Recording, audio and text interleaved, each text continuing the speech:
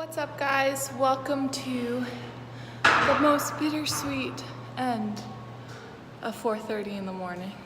We are at the Iron Paradise. We're ready to work. I'd rather be sleeping, that's the better part, but the sweet part is after this I'll have all those feel-good endorphins running through me and I'll be alive and awake. Today we are doing a heavy squat day. And I'm gonna be doing a narrow stance squat, which we all know kills me because it's harder for me to activate my glutes. So this should be interesting. So remember that if we're doing a heavy squat, that means today we're doing a high rep deadlift. I hope you guys enjoy and let's do it. Alrighty guys, let's go ahead and get into this tutorial. So like I said, we're going to be starting with narrow stance squats. My feet are still shoulder width apart, but my toes aren't pointed out at all. Like I've mentioned in prior videos, if your toes are pointed out, it's easier for you to engage your glutes and activate your glutes, but I'm trying here to really challenge myself to activate them. I did add a resistance band around my knees later on in order to assist them in activating, and that helped me a lot. But I'm able to get deeper in this type of squat as well as challenge myself. We are going to be staying here for 4 sets, but your first set is going to be a warm-up set. So your first set, I want you to do 10 repetitions, and then the 3 sets after that, you're going to do 8 repetitions. So after that first set, you're going to increase the weight so that 8 repetitions feels more difficult. Then after that, the second exercise of this superset is going to be abduction kicks. So just place the band around your ankles and kick out into hip abduction. Now, like I've mentioned, you don't want your hip coming forward so that you're getting hip flexion. If anything, you want to extend your hip a little bit and you'll just be activating that glute a lot more. A lot of people come into this hip flexion moment while they're kicking out, and that's kind of turning off your glutes altogether and you're just getting those hip flexors. So you want to make sure that you're pushing into abduction and a little bit of extension in order to really get the muscle that you're trying to focus on in this exercise.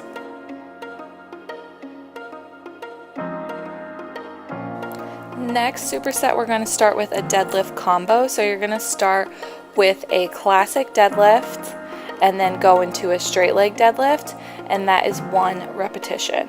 You're going to stay here for 8 repetitions, so it'll be a total of 16 deadlifts altogether.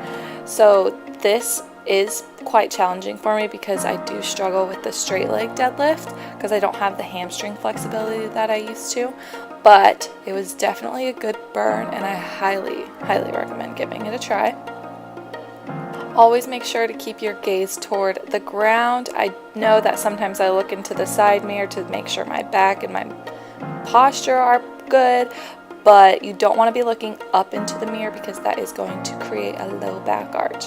So this one, you'll see I only do about 4 repetitions of this because if you watch here, you'll see how much my low back arch is because I'm not having that core stability with the weight over my head.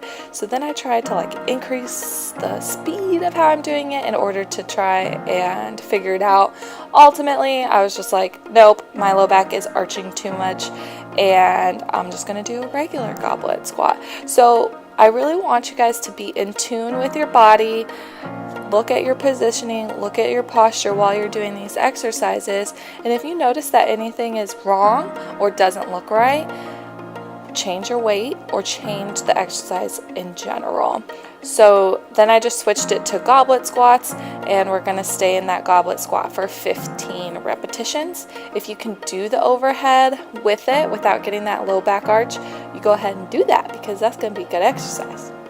Our next superset, we're going to start with a reverse lunge into a narrow stance squat. So that's 1 repetition right there. And we're going to stay here for 10 repetitions. So it'll end up being 5 reverse lunges on each leg into a narrow stance squat. So you'll end up doing a total of 10 narrow stance squats.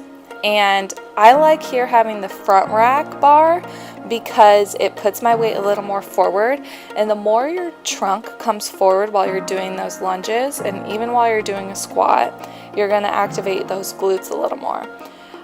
which I've mentioned in other videos. So once you've finished that, go ahead and breathe for a minute. And then you're going to do single leg hip thrusts. So we're going to do 5 on each side. If this weight is too much for you, go ahead and grab a dumbbell and place it on the side that you're going to be doing the hip thrust on. So as you can see here, my whole body is moving. That's how you know that I'm maintaining that posterior pelvic tilt and I'm keeping my spine in alignment. If it was only my hips going up and down, then I would worry that I'm releasing my back muscle and no longer engaging my core. Once you finish the 5 on each side, then we're going to do 5 on both sides. And as you can see here, I'm going a lot slower, so I'm really trying to do that 1 Mississippi up, that 3 Mississippi up, 3 Mississippi down, in order to get that nice controlled motion. Our last superset of this workout is going to be glute kickbacks. Sometimes I do like to be kneeling on a bench for this because it really just kind of takes out the whole balancing aspect and just lets you focus on your glutes on the side that you're working. So as I've said before, if you keep a bend in your knee, then you're going to activate your glutes more. If you straighten out that knee, then it's going to, yes, get your glutes, but it's also going to get your hamstrings. So I like to keep a bend because this exercise specifically, I am trying to just get my glutes rather than get my hamstrings in it as well. We're going to be staying here for 12 repetitions on each side.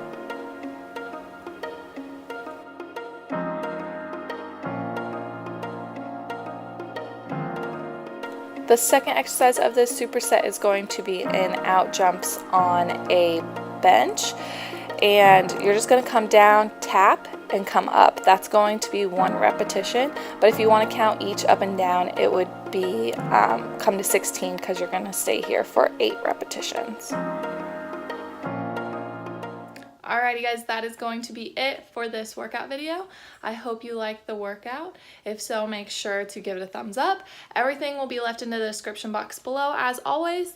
Always make sure to subscribe so that you can stay on this journey with me. I'll see you guys next time. Bye guys.